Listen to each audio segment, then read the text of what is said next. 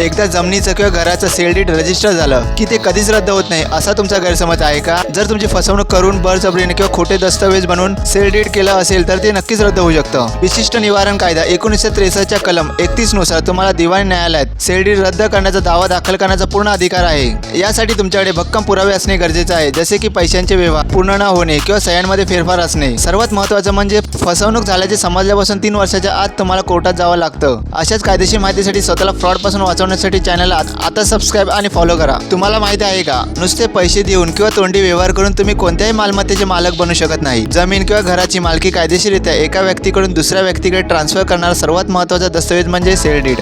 जेव्हा हे sale deed दुय्यम निबंध कार्यालयात नोंदणीकृत होते तेव्हाच खरेदीदार अधिकृत मालक बनतो. पण समजा हे सेल डीड करताना तुमच्यासोबत फसवणूक झाली असेल, तुमच्यावर दबाव आणला गेला असेल किंवा खोट्या माहितीच्या आधारे रजिस्टर केले असेल तर अशा परिस्थितीत कायदा तुम्हाला संरक्षण देतो. जर व्यवहार चुकीच्या पद्धतीने झाला असेल तर तुम्ही न्यायालयात जाऊन हे रजिस्टर सेल डीड रद्द करण्याची मागणी करू शकता. पुढे आपण पाहणार आहोत की सेल डीड रद्द करण्यासाठी कोणती परिस्थिती आवश्यक असते. तोपर्यंत चॅनलला आताच फॉलो आणि सबस्क्राईब करा. जमिनीचा व्यवहार झाल्यावर केवळ माझा विचार बदललाय असं म्हणून रजिस्टर सेल डीड रद्द करता येत नाही. मग कायदा कधी साथ देतो? न्यायालय मुख्यतः या 6 कारणांवर सेल डीड रद्द करू शकतं. 1. फसवणूक, पैशाचे व्यवहार खोटे दाखवणे. 2. धमकी किंवा दबाव, जबरदस्तीने सही घेणे. 3. चुकीची माहिती देणे, कागदपत्रांमध्ये खोट्या गोष्टी सांगणे. 4. बनावट सही, तुमच्या नकळत खोटी सही किंवा अंगठा वापरणे. 5. मानसिक असक्षमता, व्यक्ती निर्णय घेण्याच्या मानसिक स्थितीत नसताना सही घेणे. आणि 6. दस्तऐवज बनवताना कायद्याचे उल्लंघन झाले असल्यास लक्षात ठेवा, यापैकी कोणत्याही कारणाचा भक्कम पुरावा कोर्टात सादर करावा लागतो, तरच निर्णय तुमच्या बाजूने लागतो. पुढे आपण पाहणार आहोत यासाठी कोर्टात दावा कसा करायचा. त्यासाठी चॅनलला आताच फॉलो आणि सबस्क्राईब करा. फसवणूक करून झालेले सेल डीड रद्द करण्यासाठी कोणत्याही पोलीस स्टेशन किंवा तहसीलदार कार्यालयात जाऊन चालत नाही. मग न्याय कुठे मिळणार? नोंदणीकृत सेल डीड रद्द करण्याचा अधिकार फक्त आणि फक्त दिवाणी न्यायालयाचा असो. तिथे तुम्हाला रितसर दिवाणी दावा दाखल करावा लागतो. पण कोर्टात जाताना रिकाम्या हाताने जाऊन चालणार नाही. तुमच्याकडे हे 5 पुरावे असायलाच हवे.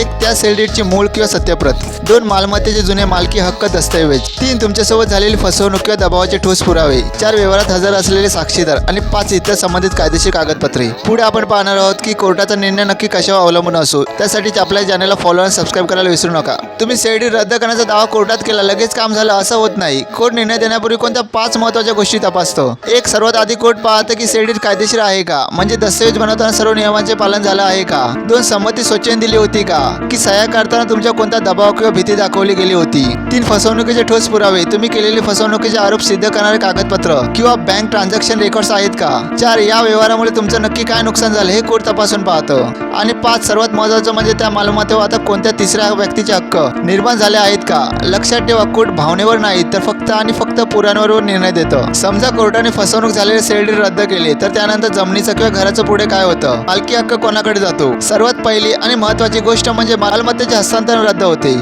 म्हणजेच ती मालमत्ता कायदेशीररित्या पुन्हा मूळ मालकाच्या म्हणजेच तुमच्या नावावर परत येते. दुसरं म्हणजे ज्या खरेदीदाराने फसवणूक केली होती त्याला ती मालमत्ता पुढे कोणालाही विकण्याचा किंवा गहाण ठेवण्याचा अधिकार राहत नाही. त्याने केलेले पुढील सर्व व्यवहार बेकायदेशीर ठरतात. तिसरं आणि प्रॅक्टिकल काम म्हणजे कोर्टाच्या आदेशानंतर महसूल नोंदणी दुरुस्त करण्याची प्रक्रिया सुरू होते. म्हणजे 7/12 उतारा किंवा प्रॉपर्टी कार्डवरून त्या फ्रॉड खरेदीदाराचं नाव हटवून तुमचं नाव पुन्हा लावलं जातं. लक्षात ठेवा, प्रत्येकाच्या परिस्थितीनुसार कोर्टाचा आदेश बदलू शकतात. तुम्हाला हा व्हिडिओ कसा वाटला कमेंटमध्ये नक्की सांगा आणि चॅनलला सबस्क्राईब करायला विसरू नका. जर तुम्ही विचार करत असाल की कोर्टात दावा ठोकला की लगेच कोणत्याही सेल डीड रद्द होईल तर थांबा, ही कायदेशीर बाजू समजून घ्या. लक्षात ठेवा, प्रत्येक सेल डीड रद्द होईल असं अजिबात नाही. कायदा भावने नाही तर पुराव्यावर चालतो. जोपर्यंत फसवणुकीचा किंवा दबावाचा भक्कम पुरावा कोर्टासमोर येत नाही तोपर्यंत कोर्ट कोणताही निर्णय देत नाही. न्यायालय दोन्ही बाजूंचे पुरावे, सादर केलेले कागदपत्रे आणि विशिष्ट निवारण कायद्यातील तांत्रिक बाबी तपासून अंतिम निर्णय देते. त्यामुळे तुमचा दावा किती मजबूत आहे यावर सगळं अवलंबून असतं. म्हणून कोणत्याही मालमत्तेच्या वादात स्वतःहून कोणताही निष्कर्ष काढू नका. थेट कोर्टात जाण्यापूर्वी एखाद्या तज्ञ वकिलाचा सल्ला घ्या. सेल डीड रद्द करण्याच्या या संपूर्ण व्हिडिओतून तुम्हाला मोलाची माहिती मिळाली असेल अशी आशा आहे. ही महत्त्वाची माहिती तुमच्या मित्रांसोबत शेअर करा, व्हिडिओला लाईक करा आणि चॅनलला आताच सबस्क्राईब करा. या व्हिडिओतून आपण सोप्या भाषेत जाणून घेतलं